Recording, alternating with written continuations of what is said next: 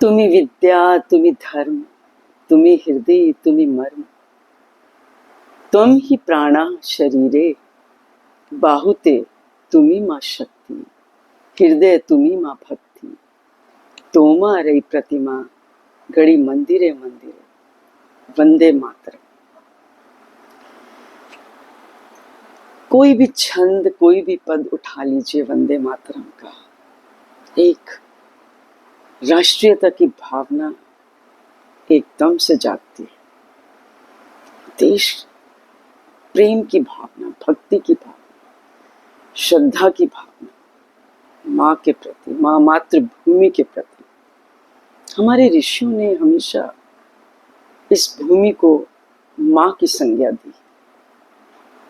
इसका जिक्र आगे करेंगे, लेकिन अब की बार जो 15 अगस्त था 2026 का, ये बहुत विशेष था, क्योंकि 79 साल में पहली बार ऐसा हुआ कि लाल किले की प्राचीर से ध्वजारोहण के बाद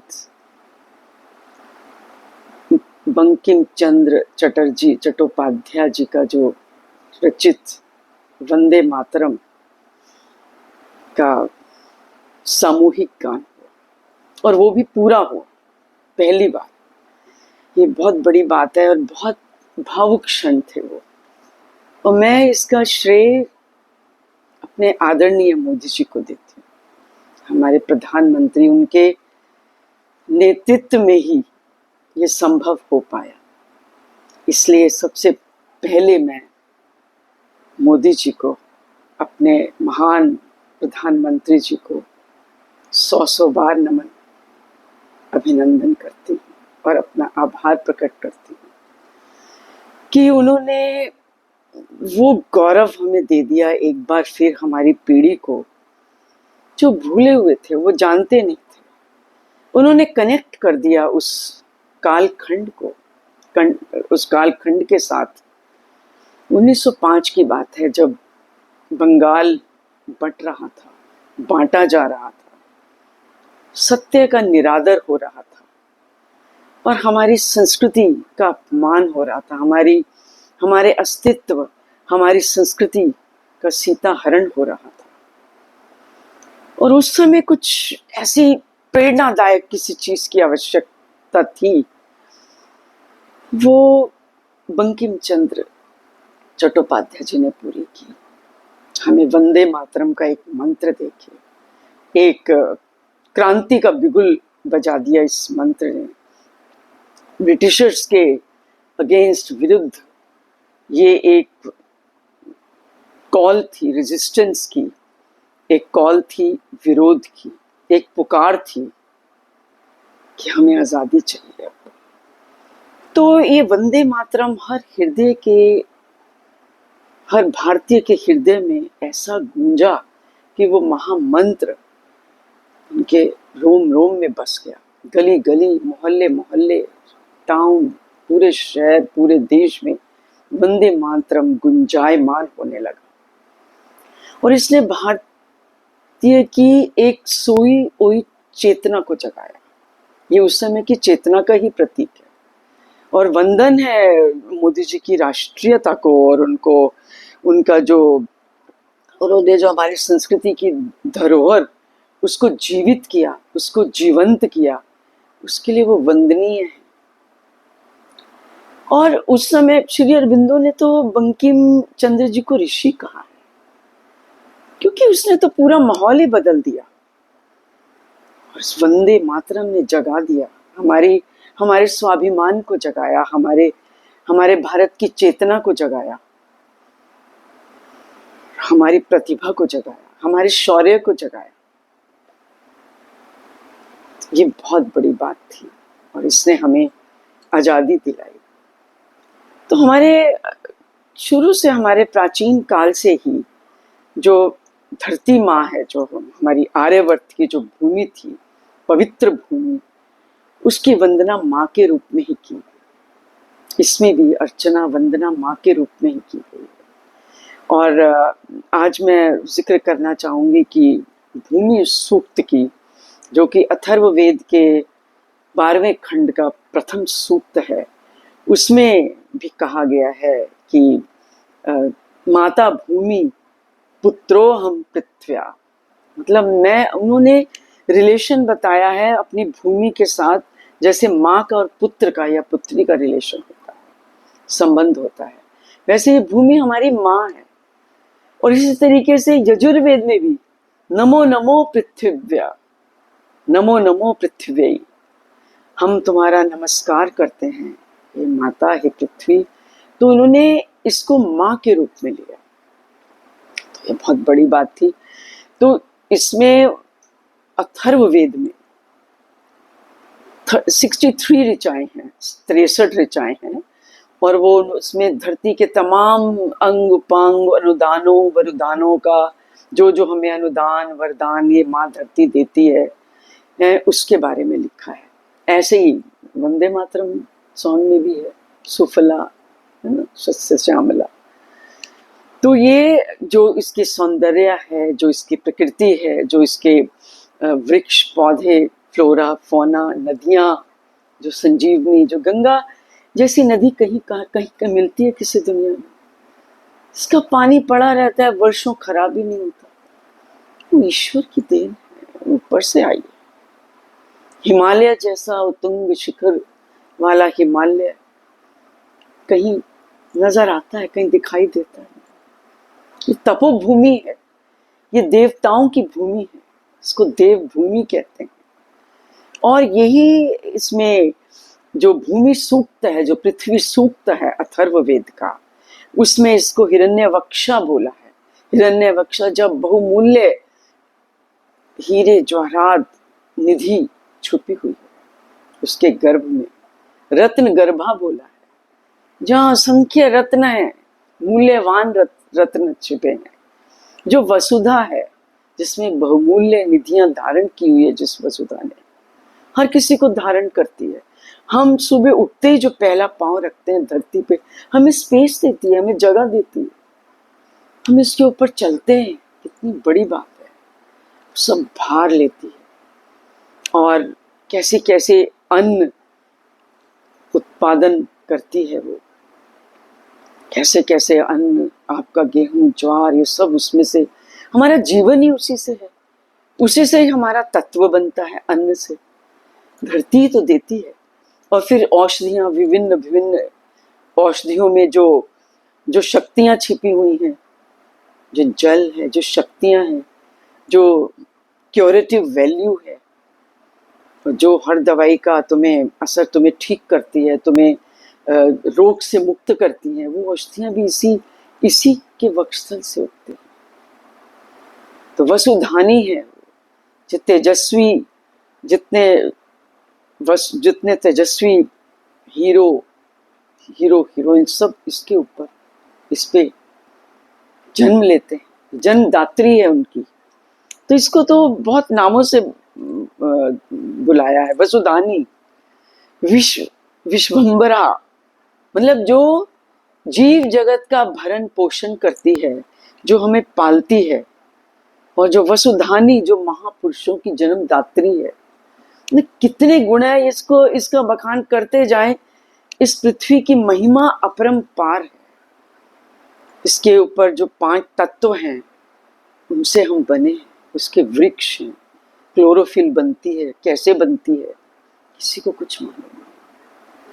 सूर्य की मदद से एक एक पत्ता, एक एक कण, एक एक अणु जो है उसमें ईश्वर तत्व है, उसमें माँ की शक्ति है।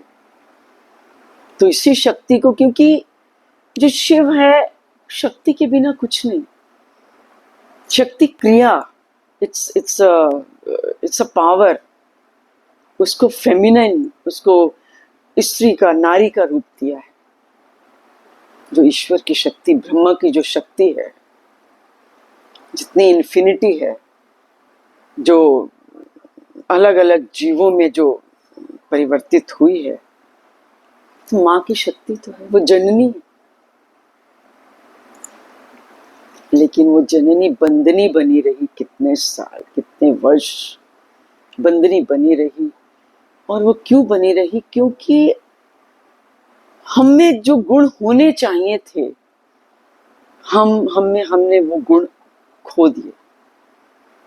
वेद कहता है, वेद का एक मंत्र है जो कि कहता है कि हमें अगर इस पृथ्वी को, इस राष्ट्र को संभालना है, इसकी अगर उन्नति करनी है, तो इसमें उन साधनों का जिक्र किया गया है कि वो साधन क्या है। वो साधन एक मंत्र में दिए गए हैं, सत्यम बृहत ऋतम उग्रम दीक्षा तपो ब्रह्म यज्ञ पृथ्वी धारयंती। मतलब कि ये धरती किससे बची हुई है, इसको किसने संभाला हुआ है, ये क्षमताएं कौन सी हैं। ये ऐसा नहीं है कि इसको ऋत और सत्य ने संभाला है कि कोई खंबा है जिसने उठाया हुआ है। हम कहते हैं ना सत्य और ऋतम, सत्यम ऋतम, उसने इस धरती को, इस आकाश को उठाया हुआ है। कोई खंबा नहीं है ऐसा जिसने कि किसी नाग देवता ने उठाया है। वहां पे रहने वाले जो मानव हैं, जो मनुष्य हैं, जो नागरिक हैं, उनके गुणों ने उठाया है इसको। और जिनमें ये गुण आप देखोगे अपने देश के लोगों में, जो सचमुच के नागरिक हैं, खाली वासी नहीं है यहाँ पे, they are not just inhabitants, that they are living here, existing here and utilizing all the resources, सब कुछ कर रहे हैं, but they don't feel any responsibility towards their nation. So they're just eating, drinking, making merry and living, existing, that's it. उनको कोई, ऐसे तो और जीव जंतु भी रह रहे हैं बहुत, लेकिन अब घर में भी कितने प्राणी कितने वो अपना पक्षी घोंसले बनाते हैं, चूहे भी आते हैं, चींटियां भी रहती हैं, सब रहते हैं कहीं कहीं। तो उनको कोई फर्क थोड़ी पड़ता है। आज घर टूट जाए या किसी का और का शासन हो जाए या उसको कोई ध्वंस कर दे, तो उनको तो कोई फर्क नहीं पड़ेगा, वो तो खंडरों पे ही रह लेंगे या वहां से भाग जाएंगे। तो ऐसे ही कुछ इनहेबिटेंट्स भी हैं हमारे देश में। लेकिन जो इसमें मंत्र में बताया गया कि जिन गुणों का, जिन क्षमताओं का जो आधार है इस पृथ्वी को संभालने का, जिसके ऊपर ये टिकी हुई है, वो उन्हीं से टिकी हुई है जिसमें सत्य का गुण है। सत्य और ऋत एक ही है, पर ऋत वो नियम है सृष्टि के जिसपे सृष्टि टिकी हुई है। ईश्वर ने सबसे पहले तप किया, तप के बाद सत्यम चा तपो, उन्होंने कहा सबसे पहले उन्होंने तप किया, फिर सत्य और ऋतम च सत्यम च अभिधात्त तपसो अधिजायते। तब ये पृथ्वी बनी, तब ये सृष्टि बनी। ऋत का मतलब होता है जो शाश्वत नियम है। जैसे अग्नि की जो लौ है वो ऊपर ही जाती है, और जल है वो सदा नीचे ही रहता है, हवा है वो तिर्यक ही चलती है, ग्रेविटेशनल पुल के कारण पत्ता पीपल का नीचे ही गिरेगा। ये सब शाश्वत नियम है। इससे पृथ्वी उसी गति से घूम रही है अरबों सालों से। और कितने सूर्य के चक्कर लगा रहे हैं सब, ये सूर्य, नक्षत्र, तार, चांद, सितारे अपनी अपनी धुरी, अपनी अपनी कक्षा में बड़े अनुशासन से चल रहे हैं। तो ऋत का एक मतलब ये भी उग्रम, मतलब कठोर नियम। ऋतम उग्रम, कठोर नियमों से चल रही है सृष्टि। और वैसे ही हमें भी चलना चाहिए, क्योंकि वो नियम हमारे भीतर भी है, ऋत हमारे भीतर भी है। अगर हम कुछ गलत करते हैं तो भीतर से एक आवाज जरूर आती है कि ये गलत है। तो सत्य ने धारण किया है इस धरती को। अगर हम झूठ बोलते हैं तो आपको कैसा लगता है? आत्मा प्रसन्न नहीं होती। लेकिन यहाँ तो झूठ के आधार पे पार्टीज बनी हुई हैं, झूठ के आधार पे सब काम हो रहे हैं, लेकिन उनको ये नहीं पता कि ये अल्टीमेटली इसका रिजल्ट क्या होने वाला है। फिर इसके बाद उन्होंने बताया कि दीक्षा, मतलब दीक्षा जब तक तुम ओथ नहीं लेते हो, जब तुम उसके अधिकारी नहीं होते हो उस काम करने के, तो जब तक तुम नागरिक बनने, एक अच्छा नागरिक बनने का एक व्रत नहीं लेते, कि हमें अपनी मातृभूमि के लिए सच्चे रहना है, कोई ऐसा गलत काम नहीं करना जिससे मातृभूमि को हानि हो। हाँ, आतताइयों का शासन कितने वर्षों रहा और हजारों सालों तक पूरी अलग अलग जातियों ने इस पे अटैक किए, आक्रमण किए, लेकिन ये केवल इन्हीं आधारों के कारण, इन्हीं के कारण बची रही, क्योंकि कुछ गुण थे हमारे ऋषि मुनियों में, हमारे देव तुल्य मानवों में, वो अभी भी हैं। आप देखिए ना, किस व्रत के कारण आप भीम प्रतिज्ञा जानते हो। चाणक्य ने कैसे अपनी चोटी खोल दी कि जब तक मैं राज्य चेंज नहीं करूंगा इस दुष्ट राजा का, मैं चोटी नहीं खोलूंगा। ऐसे ही अभी भी कितने अच्छे अच्छे लोग काम कर रहे हैं। वो क्या नाम है उनका, जो तुषार हैं, वो उसके महाराष्ट्र में जो पूरा हमारी हेल्थ का ध्यान रख रहे हैं और जगह जगह रेड हो रही है कि भोजन शुद्ध मिल रहा है कि नहीं मिल रहा। तो आप ये देखिए कि अभी भी बहुत से लोग हैं। आप कोई चैनल भी ऐसे हैं कुछ अच्छे जो कि बिल्कुल ठीक खबरें देती हैं, देश के लिए राष्ट्र को प्रथम रखते हैं। रिपब्लिक चैनल की मैं बहुत फैन हूँ। तो अर्णव गोस्वामी बहुत अच्छा काम कर रहे हैं, वो राष्ट्र को ऊपर रखते हैं, चाहे उसके लिए कितने भी उनको नुकसान हुए हैं कई बार। तो ये व्रत जो है, ये दीक्षा, ये भी बहुत अनिवार्य है। हमारे मिनिस्टर्स ओथ लेते हैं, बट उनकी एफिलिएशंस जो हैं वो कहीं और होती हैं, है ना। व्रत यहाँ का लेते हैं, ओथ यहाँ की लेती है ओथ सेरेमनी में, but their allegiance is somewhere else. So that is really very painful. उसके बाद फिर तप का मतलब है संयम, मन का संयम। जब आप अनुशासन, आपके जीवन में जो जो रुकावटें आती हैं उनको सहना। जैसे मोदी जी को कितनी गालियां भी पड़ती हैं, इतने अपशब्द बोले जाते हैं, वो लगे हुए अपने धुन में, व्रतधारी है ना, उन्होंने व्रत लिया है कि मुझे इस राष्ट्र को उन्नत करना है, विकास करना है। सब सहते हैं और ये सहना बहुत बड़ा तप है। जितनी बाधाएं तुम्हारे कर्तव्य पूर्ण करने में आती हैं, उन बाधाओं को सहना तप है।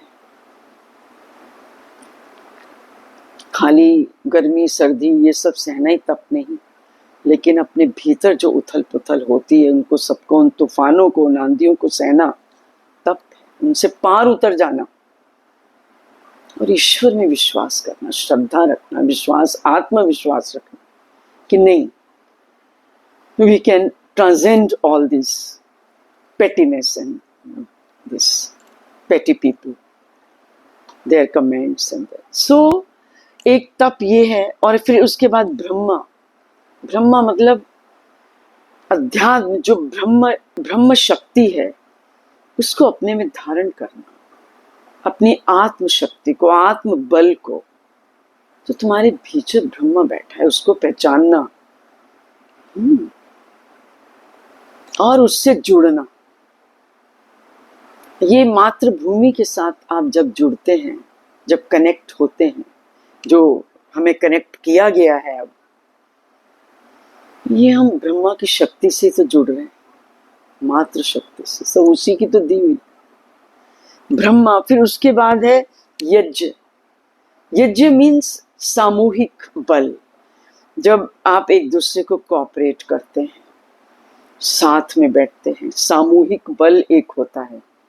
जब तक कॉपरेशन नहीं मिलेगी हमारे नेता लोगों को, हमारे राष्ट्र के जो नेतृत्व है, जब तक उनके साथ हम कदम से कदम मिला के नहीं चलेंगे, जब तक ये हम यज्ञ की भावना नहीं होगी। हमारी तो संस्कृति यज्ञ संस्कृति है। यहाँ पे बड़े बड़े अश्वमेध यज्ञ होते थे, राष्ट्र के लिए होते थे। राजसूय यज्ञ होते थे, राष्ट्र के लिए होते थे। तो राष्ट्र को बहुत ऊंचा माना है।